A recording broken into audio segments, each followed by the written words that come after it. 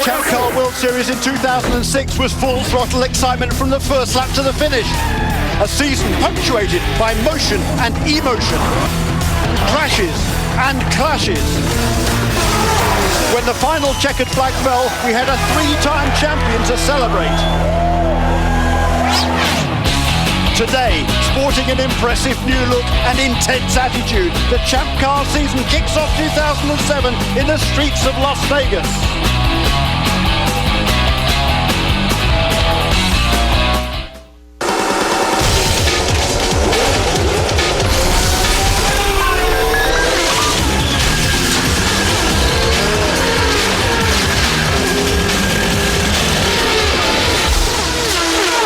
Hello and welcome to Las Vegas. I'm Jeremy Shaw. With me in the booth once again, my talented colleague James Hinchcliffe. He has a busy day in front of him with the first round of the Atlantic Championship later this afternoon.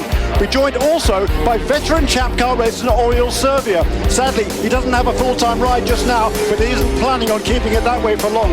James, we've only got a couple of minutes before the start of the race and all sorts of stories to keep our eyes on. That's right, Jeremy. We've got a brand new street track here in Las Vegas, a brand new Champ Car in the DP01, and a lot of brand new drivers, a whole host of rookies this year. And they really have done a fantastic job with this racetrack here in Las Vegas. Chris Neifel has put it all together. James, take us around. The street circuit here in Las Vegas is 2.44 miles in length, and as the car comes down across the start-finish line into the very wide turn one from 185 miles an hour down to around 70, look for some passing here. A lot of action for sure through the tunnel in the bumpy section through 2 and 3 to the fourth corner, the first of 5 consecutive 90-degree corners, a very technical section here. Then we head through the 9th and 10th corner a little bit faster as we head onto the back straight, and the cars rocket down, hitting the turn 11 chicane located right here, what has been the talking point of the weekend. Big curves very fast as it drops down to the tunnel into the flat-out 12th and final corner on this street circuit.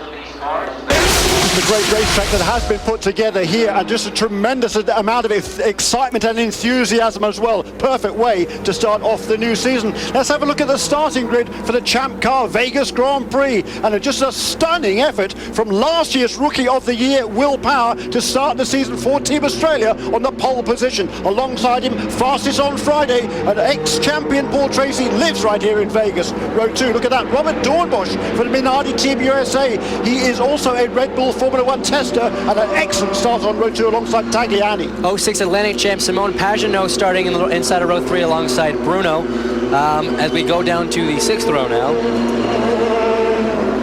Catherine Legg will start there on row 7 alongside the Kiwi Matt Halliday. Then the 2 Pacific Motorsports cars, Ryan DeYell and Alex Figge, sandwiching, yeah, look at that, Sebastien Bourdais way back on row 8, James. Sebastien Bourdais had a horrendous second qualifying, Jeremy. He crashed his car in his second fast lap, was unable to get to the backup car, and thus he will start outside the top 10 for the first time in 54 races. It's only the second time in his career he started outside the top 10. The only other time was at Milwaukee way back in his rookie season. So that's going to be amazing to watch him come up through the pack this afternoon. All sorts of stories, as we said, lots of rookies here, and it's a very challenging circuit. You've talked about it already. You talked about that chicane leading under the tunnel being a difficult part of the racetrack, James. You found out that to your cost yesterday morning in practice, didn't you? It was actually in qualifying, Jeremy, but yes, I did find that getting a little bit too greedy with the curbs in the turn 11 chicane is very, very costly. And with an hour and 45-minute Champ Car race, drivers are going to have to be very careful, very precise, and very patient. There is Paul Tracy. He lives right here in Las Vegas. You can see he's starting on the red tyres, the option tyres from Bridgestone, the softer compound tyres. And as we've seen during this weekend, they don't seem to last very long. They seem to go off very, very quickly, and then the drivers struggle. So it's a strategy this afternoon. It's going to be very interesting. It's also just talking about the fact this is a 1 hour and 45-minute race. It's not a lap race, it's a timed race. That's how long it's going to be come what may. So all sorts of strategies to unfold. Again, look at the speeds there. Top speed here is around about 190 miles an hour going down towards turn 1. The average speed of the pole sitter Will Power 113 miles an hour, and the minimum speed, yeah, around about 57 to 60 miles an hour through that rhythm section, the tight section of corners from turns 4 to turn 8. The pit lane speed limit is actually 85 miles an hour on the entrance, and then down to 50 miles an hour as the cars go through the pit lane. But strategy is going to be crucial this afternoon, James. Monumentally important, Jeremy. And if you think back to at Denver last year, we had a similar situation with the red compound Bridgestone tires, in that the softer compound, they were a lot more what we call peaky, which is that they were very good in initial performance, but as the race goes on and the tires wear down, the performance drops off dramatically. And so there's a lot of strategy on to when in the race to use these tires, and it looks like a lot of teams have opted to use them for the first stint. You know, some good onboard cameras for you this afternoon. On board the CDW car there of Justin Wilson. He should bring us some great action, starting a little bit farther down than he wanted to. Last year's Atlantic champion Simon Pagenaud, an amazing second quickest he was on Friday, dropped back a little bit on the final grid.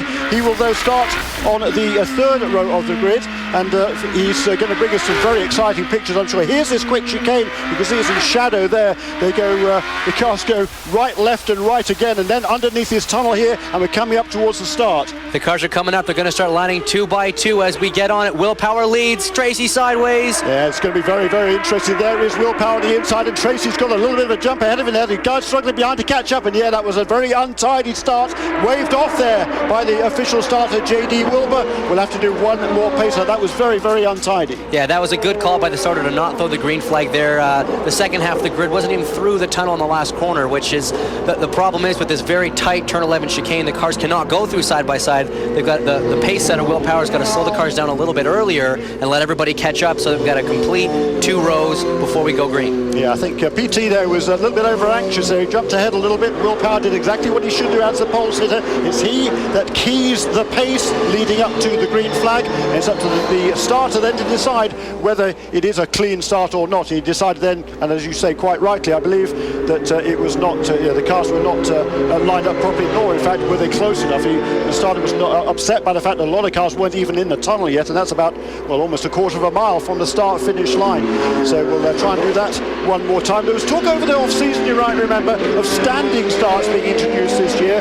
Well, these are brand new cars, these DPO ones. They're a nice piece for a lot of little teething problems, plus there's not a lot of room on the start-finish stripe where the start would be, so Champ Car has decided, I think quite wisely, to delay the introduction, I should say, of the standing start. So right now, for the first 3 races of the season, we will be traditional rolling starts for these fields. Yeah, it's too bad, because that's going to be a pretty exciting thing when they do introduce it, but I think in terms of safety, it was an important thing for them to do. Champ Car definitely made the right decision on that one. Here's another onboard camera. This is the Medizone, the car of Graham Rahal. Yes, that's right. The Rahal name is back in the Champ Car World Series after an 8-year absence. And Graham Rahal, the son of 3-time champion Bobby Rahal.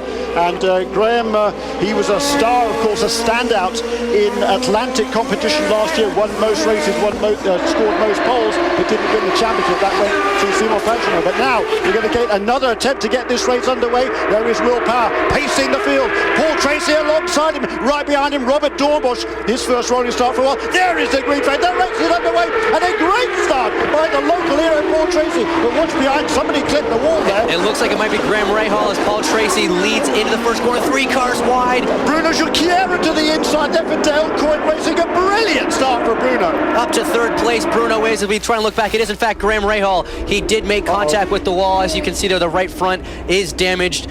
His race is most definitely done as he takes off the wheel there. That might bring out a full course caution. I think it indeed has brought out a full course caution. Very unfortunate for his debut performance. Oh boy, that's the second time Graham's hit the wall this weekend. He had a big crash yesterday morning. I was confusing his crash with yours, I'm afraid. You crashed in qualifying for the Atlantic race, but he crashed in practice yesterday morning, did Graham, and hit the wall pretty heavy, damaged the undertray on that car. He switched to the backup car for final qualifying yesterday, the Newman Haas Lanigan racing team. They hadn't even run that. This car had never turned a wheel before Graham went out for qualifying yesterday afternoon, so he struggled a little bit, started back on row 5 of the grid, and that was the good news, because now he's even farther back. And there's Matt Halliday problems as well, James. Yeah, and the Kiwi driver Matt Halliday making his Champ Car debut in the number 42, in the 42 below number 42 Conquest racing machine, and it looks like the car's all in one piece, just not under its own power at present. Yeah, we've seen quite a few sort of electrical glitches over the weekend with these pretty much brand new cars, and certainly a shame for Matt Halliday, very versatile driver. He was leading the New Zealand Porsche Carrera GT3 Cup Series until recently. He had to miss the last round because of an A1 GP commitment, so he's been driving all sorts of cars, done a super job for Eric Bachelard and the Conquest Racing team, but unfortunately problems on the first lap for him. But as we've seen already, it was Graham Rahal who was the worst, came out worst on that first lap, and we're hearing on the radio that perhaps there was some contact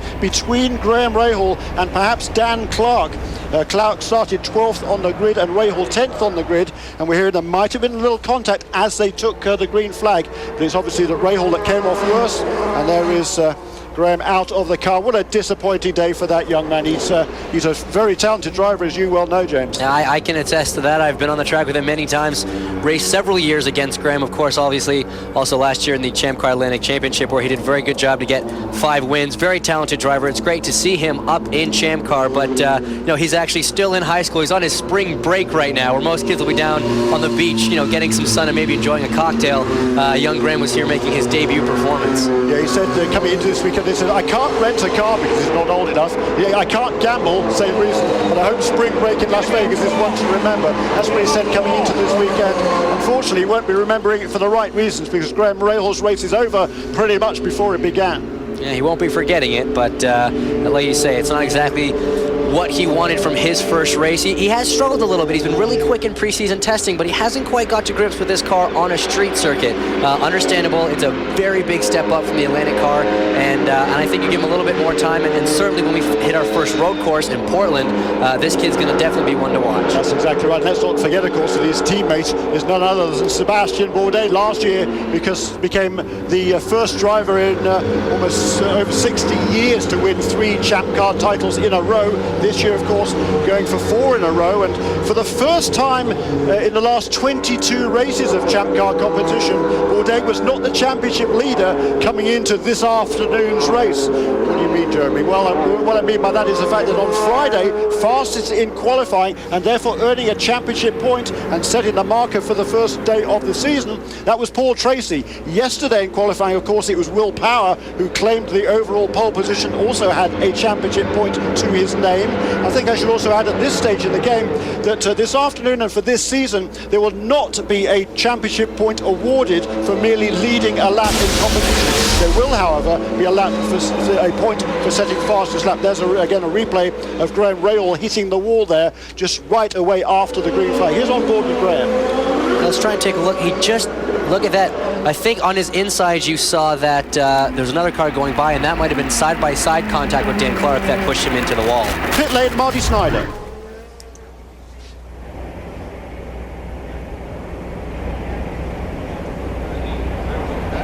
Well, the replay showed a little dirt out there. I know it was a dirty racetrack, but did Clark get into you at all? Well, I mean, what happened is, on the start we weren't all packed up enough, and so I was trying to get right up behind Justin. In the meantime, Dan Clark must have been like 6th gear flat out, and it definitely jumped the start. And then what happened is he got up next to Yanni and realized he was going to either hit Yanni or go across the track. He shot across, and I had to dodge him, and by that time you're so far out in the dirt that the car just won't turn. All right, a short day for the rookie 18-year-old. Thanks, Marty Snyder. One of 4 pit reporters we have this afternoon. Cameron Steele, Bill Stevens and Michelle Beiser also down on the pit lane. We'll try and bring as much action from down there as we can, but certainly a big disappointment there for Graham Rahal, and we saw from the onboard footage there, it didn't look like there's anybody particularly close to him, but as you say, once you get out on the dirt here, as we saw at the beginning of the weekend, there was very little grip on this track, and of course, as more rubber has been laid down, then the track has come in, the track is getting faster and faster, but when you get out there where no one else has run all weekend long, you're in the danger zone, aren't you, James? Yeah, absolutely. And I think part of the problem for this particular start, and it's been a problem in the past with Champ Cars, the start was a little bit too quick. It was part of the problem in the first time they tried to start this race. If Will had been controlling the field a bit more, had the field going a bit slower, even if Graham going side by side, he was on the outside of that turn 12, which obviously does have a lot of dust on the outside, but had he been going a bit slower, I don't think it would have pushed him out into the wall the way it did. So you know, it's a really unfortunate situation. Bit of I think a rookie mistake. You know, unsure with the rolling starts in the Champ Cars, having done standing starts for most of the Atlantic season last year. Tough call. I mean, I think if the start had been a bit slower, we might have been able to get through that corner. Yeah, and interesting, just we had a note here put in front of me that Rahul on the radio immediately after the accident said, I just hit the wall on my own. That's what he told his crew on the onboard radio after that initial contact. Story slightly different when he got back to the pit lane, had time to think about it. But another note there from the pit lane, Neil Micklewright, of course the Vice President of Operations for Forsyth Championship Racing, asking Paul Tracy, who's of course in the lead with a great start from the outside of the front row, are you getting any pickup on the tyres? All the rubber build-up offline, and Tracy said no, the tyres are good. Let's have a look at the